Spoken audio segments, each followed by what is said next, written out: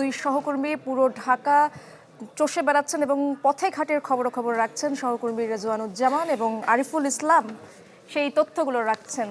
রাজীব এবং আরিফ দুজনেই জানাবেন আপনারা হাঁটতে পথে আসলে কি দেখতে পাচ্ছেন, মানুষের মধ্যে নির্বাচনী আমেজ কেমন দেখছেন, পাশাপাশি কোনো ত্রুটি বিচ্যুতি বা যেসব নিরাপত্তা ব্যবস্থার কোনো ঘাটতি কি আপনার চোখে পড়ছে কিনা?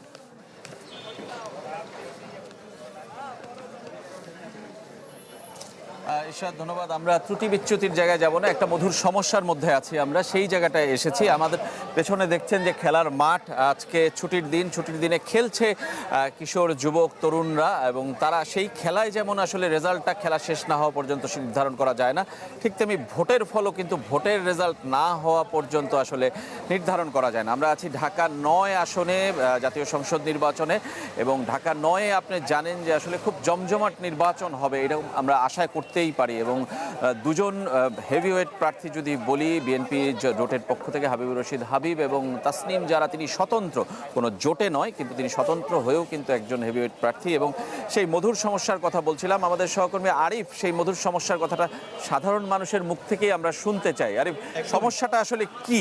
সমস্যাটা অত্যন্ত মধুর, যে দু প্রার্থী হেভিওয়েট, দুজনের নামেই আমরা সুনাম শুনতে পাচ্ছি।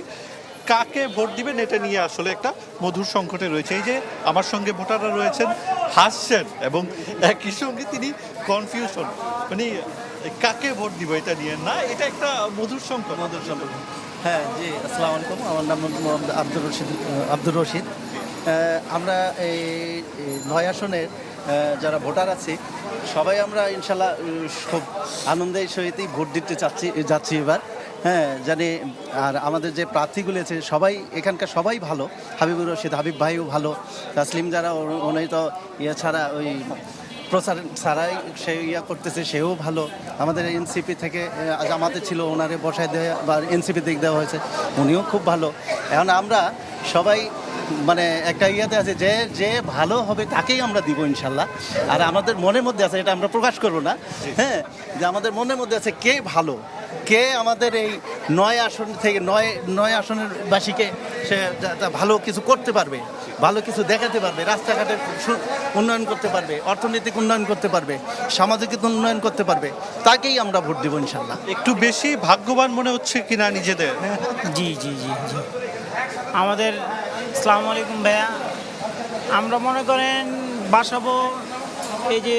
বাসাবো অঞ্চলের ভিতরে আমি দেখতেছি হাবিব ভাইয়ের প্রচারণা একটু বেশি। হাবিব ভাই অনেক কাজ করতেছে, আমরা চাচ্ছি হাবিব ভাই যদি এবার পাশ করে অনেক খুশি হব আমরা ধানের শীষে। জি জি, আমরা প্রচারণা নিয়ে একটু শুনি ভাইয়ের কাছে। একটু ব্যতিক্রম প্রচারণা হয়েছে না ঢাকা ৯-এ?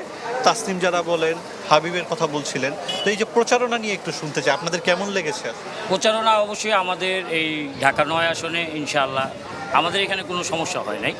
এখানে আমাদের এই যে ৩ জন দল, যারা ৩ জন আছে, হাবিব ভাই ধানের শীষ মার্কায়, ওনারও আপনার প্রচারণা ভালো হয়েছে। ডেন্টিস্টের পরামর্শ নাও নতুন কোলগেট অ্যাক্টিভ সল্ট।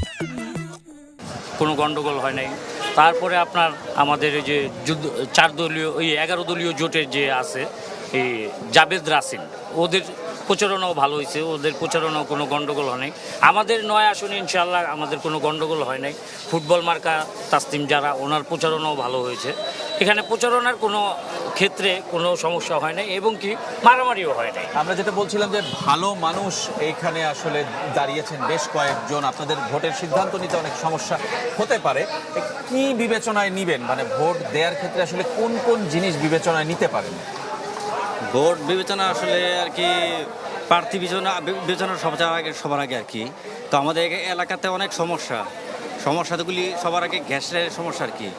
গ্যাসের জন্য মানুষের যে সমস্যাগুলি আগে আমাদের প্রার্থীর বিবেচনা করতে হবে, সমাধান। হ্যাঁ, তারপরে আমাদের এখানে অনেক সমস্যা আছে, দেখা যাচ্ছে সুয়েজের লাইনের সমস্যা, পানির সমস্যা, এবং সামান্য বৃষ্টি হলে পানি জমে যায়। ঠিক আছে, এই সমস্যাগুলি সবচেয়ে বিবেচনা ধরতে হবে আমাদের প্রার্থীগুলি। তাইলে মানে সবার আগে আমাদের বিবেচনা করতে হবে মানুষের কোন প্রার্থী কী বিবেচনা আসে না আসে। ঠিক আছে, আমরা দল নির্বিশেষে কোনো দল কে আগে কে পিছে বা কি আসে বিষয় ওগুলি ধরবো না।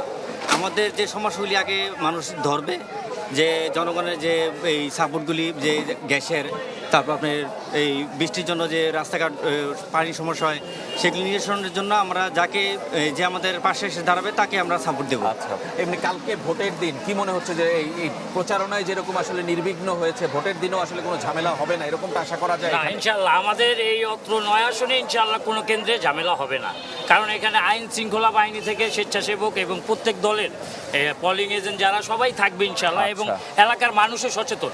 আমাদের এলাকায় অধিকাংশ আপনার লোকাল লোক, সবাই লোকাল, এই বাসাবোতে সবাই লোকাল লোক। সবাই সচেতন আমরা ইনশাল্লাহ। ঠিক আছে, আপনাদেরকে ধন্যবাদ যে আপনারা আছেন। না, না, আপনাদেরকে ধন্যবাদ যে আসলে আপনারা সচেতন হয়েছে। ভোটাররা এখন আগের চেয়ে অনেক প্রার্থীদের বিবেচনার ক্ষেত্রে, যাচাই করার ক্ষেত্রে আসলে তাদের প্রতিশ্রুতি, যোগ্যতা সেগুলো কিন্তু আসলে বিবেচনা করছে। মানে চেহারা দেখে, দল দেখে, প্রতীক দেখেই কিন্তু এখন আসলে মানুষ ভোট দিচ্ছে না। এখন মানুষ ভোট দিচ্ছে যোগ্য প্রার্থীকে। এই সচেতনতাটা কিন্তু আসলে বেড়েছে। আমার কাছে মনে হয় যে আমরা যতটুকু ঢাকা শহরে ঘুরেছি, যে কয়জন ভোটারের সাথে কথা বলেছি, তারা যোগ্য কিন্তু সবাই প্রার্থীর সন্ধান করছে তারা এইভাবেই বিবেচনা করছেন। এবং এই আসনের কথা একদম শেষ মুহূর্তে বলছি যে তারা একটা মধুর সংকটে রয়েছে এবং তারা বলছিলেন যে কাকে আসলে তারা ভোট দিবেন। আপনি, আমি, গণমাধ্যম কর্মী, আমরা নিজেরাও কিন্তু কনফিউজ যে আসলে এখানকার রেজাল্টটা কি এবং হতে সে যাচ্ছে। কারণেই কিন্তু ঢাকা 9 আসন সবচেয়ে আলোচিত আসনগুলোর একটি। এই পুরো বাংলাদেশের যে 299টি আসনে নির্বাচন হচ্ছে, এবং আমার মনে হয় যে এই মধুর সংকটটা আসলে পুরো দেশে ছড়িয়ে পড়ুক এই নির্বাচনে কিংবা তার পরের নির্বাচনে, পরবর্তী অনেক নির্বাচনে, সব নির্বাচনে, কারণ যত ভালো প্রার্থী আসবে তত যোগ্য প্রার্থী আসলে সংসদে যাবে। ইশরাত, উচ্ছ্বাস শুধু দেশে নয়, পুরো দেশেই নয়, সংবাদকর্মীদের মধ্যেও আমরা দেখতে পাচ্ছি। আমার দুই সহকর্মী সেই উচ্ছ্বাসই দেখাচ্ছিলেন আমাদেরকে, মানুষের কথা শুনছিলেন এবং আমরাও শুনছিলাম তাদের কথা। দর্শক,